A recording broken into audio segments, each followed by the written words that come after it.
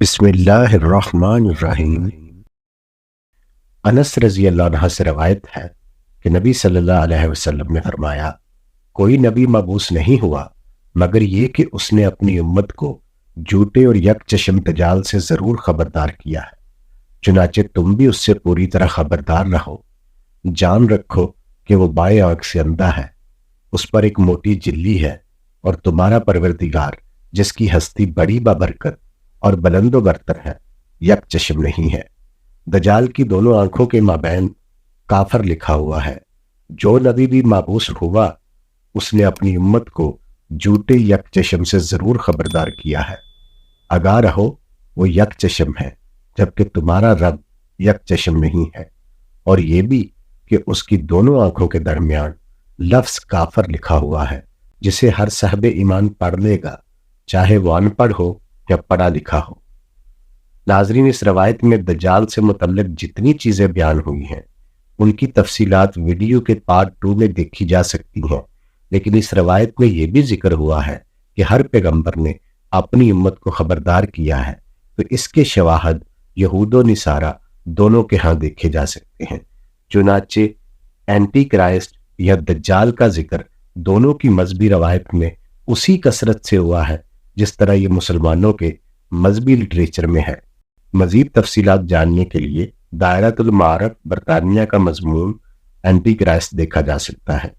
ابن عمر رضی اللہ عنہ کہتے ہیں کہ ہمارے درمیان حجۃ الوداع کا ذکر کیا جا رہا تھا اور ہمیں معلوم نہیں تھا کہ یہ رسول اللہ صلی اللہ علیہ وسلم کا الوداعی حج ہوگا۔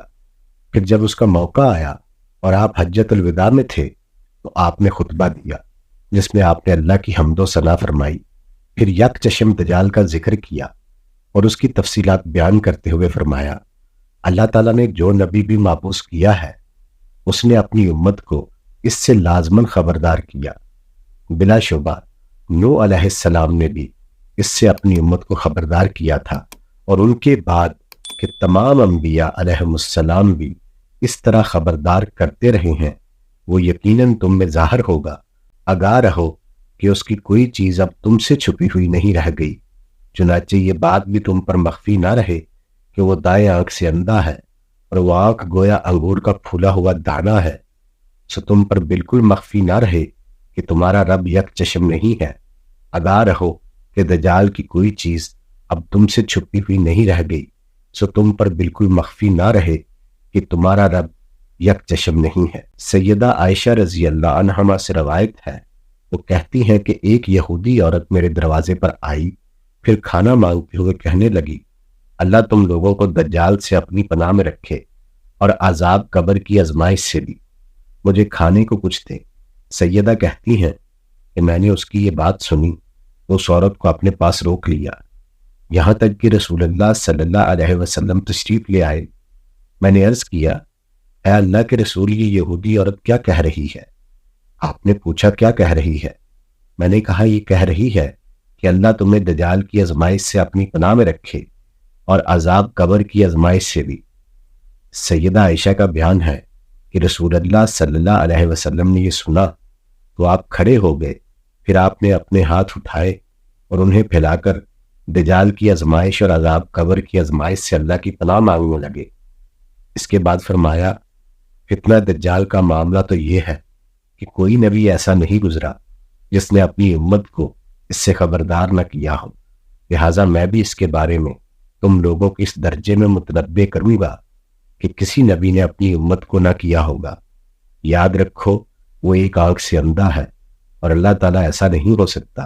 اس کی دونوں آنکھوں کے درمیان لفظ کافر لکھا ہوا ہے جسے ہر بندہ مومن پڑھ لے گا۔ ناظرین، اس روایت سے معلوم ہوا کہ دجال کے آنے کی خبر یہود مدینہ کے ہاں بھی اسی طرح موجود تھی جس طرح یہ ہماری روایتوں میں نقل ہوتی آ رہی ہے۔ نیز یہ بات بھی معلوم ہوئی کہ یہود کے بتانے سے پہلے ہی نبی صلی اللہ علیہ وسلم بھی اس فتنے سے آگاہ تھے۔